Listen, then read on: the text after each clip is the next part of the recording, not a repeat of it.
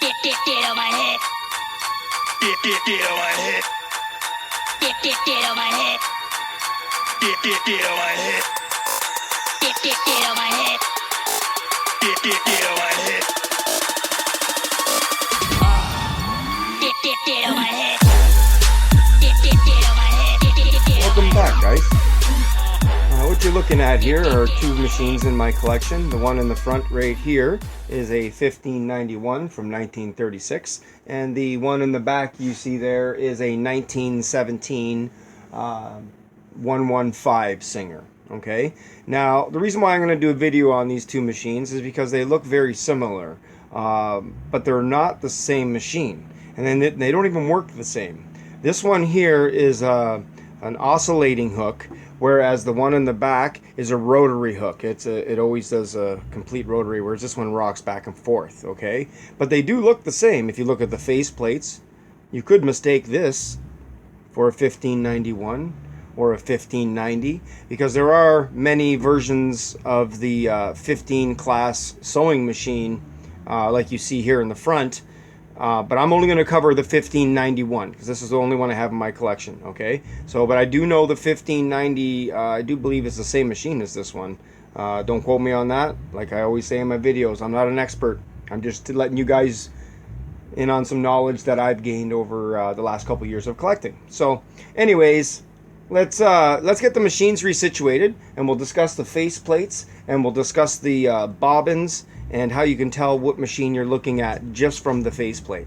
Alright, so grab a seat and get comfortable, and I'll be right back.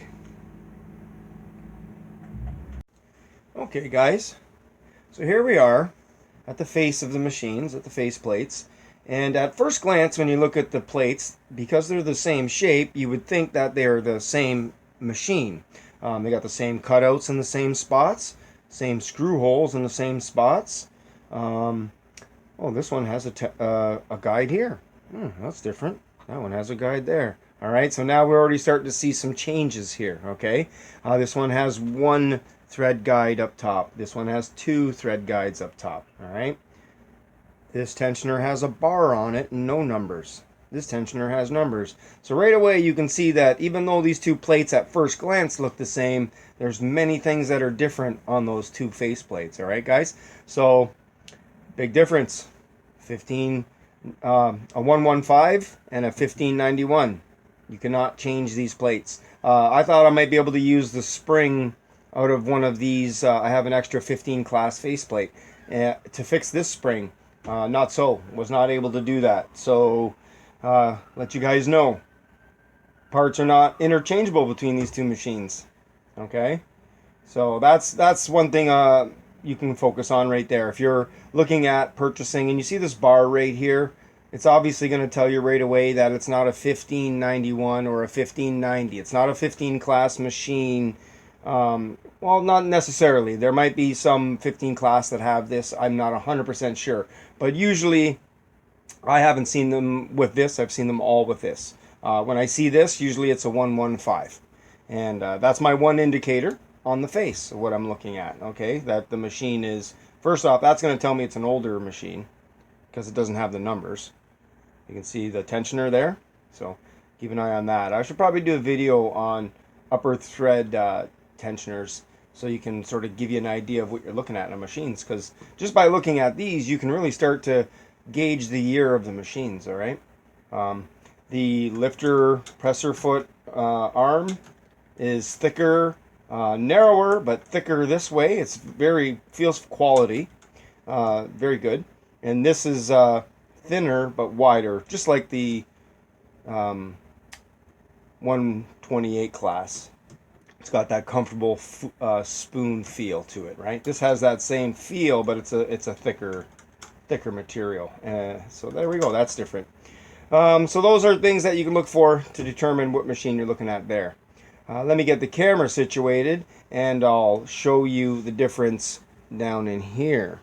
Okay, so let me bring this up. I open up those covers and we'll start with the 115. A good indicator with a 115 is this little curved bar you see here. If you open this cover and you see that curved bar in here, then more than likely this is a rotary machine and it's a 115 class, okay? As opposed to the 15 class where you don't have it. You have your typical bobbin style here. Now let me pull these bobbins out. We'll discuss those. Close that up. This is your 15 class standard bobbin, okay? And we'll discuss that. We'll flip over here. So let me back the camera out. I don't have to keep moving it around. Okay. So let me get this bobbin out. Now this bobbin, this is a 20U bobbin. This bobbin case, on the other hand, is unique. I've never seen another like it. So to let you guys know, if you find a 115, make sure that bobbin case is in there, all right, guys? This has a little hook piece up here in the front. It does come through in here underneath a leaf, but it comes out of this little hook here. So there, you guys need to know that, right? The bobbins, big difference there, okay? So that's 15 class. That's 20U, which is the same as the 206 and 306 that I have. They have the 20U bobbins as well, okay? But the case, this case is the key thing with this machine, okay, guys? So keep that in mind if you are looking at a 115. If you go and you do know it's a 115, I knew this one was a 115 when I seen this, and I'll show you the stitch length indicator is another way of telling. But I looked for clues because I actually looked for this machine. But anyways, there you guys go. It's a little bit of talk about the bobbins and the face plates, the differences between the two, so you guys know what you're looking at there. And let me spin the machine around to the back. There's really not much there, but I'm going to discuss this because the 115 I got was a treadle when I got it, and I made it electric. So we'll go about that, and so let me get the machines resituated here. Alright, so here we are at the back of the machines, and the reason why I come over here is I want to discuss that this one here has a potted motor. Now there are 15 class machines, the 1591s, that don't have the potted motor. They have an electric motor, just like you see here, with a belt, okay? So keep that in mind. I have the potted version motor. But what I want to talk about is this cover right here. So this is one thing that you can change. This cover and this cover are interchangeable on these two machines, and that's one thing you can change. But if you look from the back of the machine, they look the same. So if you walked up to the back of an electric or a belt-driven, sorry, not a potted motor, but a belt-driven 1591, it would almost look the same. Well, it would be the same as a 115. From a back view, it would be hard to tell these two machines apart, beside the fact that this one, you see how this light is high? The 1591 actually has a mounting point under this cover for the light. The 115 does not have a mounting spot under this cover for a light. It was a treadle machine, and I don't think it was ever meant to be electric. I'm not sure if they ever came out with an electric 115. I electrified this one myself. I put the motor on it and the belt because it has the boss on it. And I'm assuming either you could do hand crank or you could do treadle. I don't know if it was made to be for electric because it doesn't have a spot to screw the light into the machine like traditionally you see over there. So what I did was I mounted it to the same screw. See the screw on the cover there? I mounted the light where the screw mounts this cover, and that's how I have a light on this machine. Anyways, just wanted to go over that quickly with you guys from a back view. If you walked up to a 1591 that was run with a belt and electric motor, you might not be able to tell the two apart.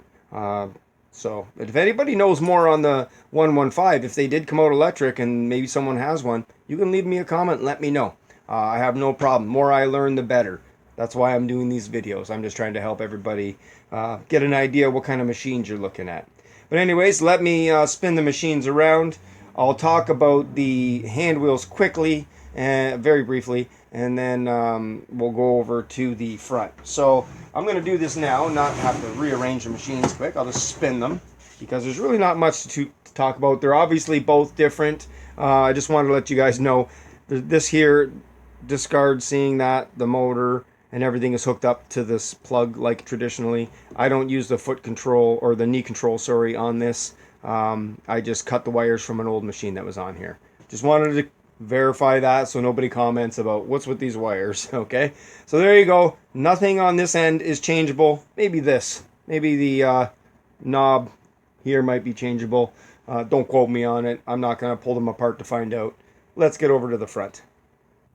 Okay, so now we're at the face of the machine, and this is where you're going to see the big difference, okay? When you look at these two machines, I'm going to slide this one forward just a bit. When you look at these two machines from this point forward, they almost look identical. You could mistake these two machines for one another online, and I'm talking if you're looking at the belt version of this machine. Obviously, this is the potted version. So when you look at this machine, you're going to see that it has the forward and reverse stitch length arm there, and the lock for that as well. Okay, and then there's your spool, pin, and your thread guide for your bobbin winder. Now that's 15 class. Now there's 1591s, there's 1590s, there's many classes, and they're gonna look like that. Even the 201 has this style on it, but the 201 has a way different faceplate. So that's a whole nother video. But this here does not. You see that? When you get into the 115, there is no forward and reverse. Okay, that's 0, and that's longest stitch. 0, longest stitch. No reverse. There's no reverse on this machine. I do believe this machine was based off the 9W, but don't quote me on that. Just a little research that I'm doing. I'm trying to find out as much as I can from this machine. I do believe this is the first rotary hook machine that Siger came out with after they bought out another company, and that's where this machine started, right? So this is a rotary hook machine, whereas the 15 class is an oscillating hook, and this one is always in a rotation manner. So there's the differences there. The plates look the same.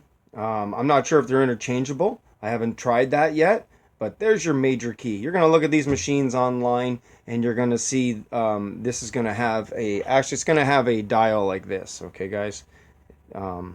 Mine's changed because it was missing this. I didn't have that piece when I got this machine, so I used this out of a 15 class. I was able to go through my parts and pieces and discovered that the threading of this stitch length arm is the same as the 115, so I just put that in temporarily until I track down the proper part. There you go. If you're looking online and you see a machine that has that style slot with a knob like so, then you're not looking at a 15 class. You're looking at a 115. All right, guys. Hope these videos are helping you. Let me know if there's anything you can add to it. Just leave it in the comments. If there's any questions you have, leave in the comments. Feel free to do so. But stay tuned for my next video. I'm going to put these two machines up against each other and let you know what one would I keep if I could only keep one. All right, guys. Thanks for watching. Stay safe. Stay tuned. Get on my head. Get on my head. Get on my head. Get on my head. Get on my head.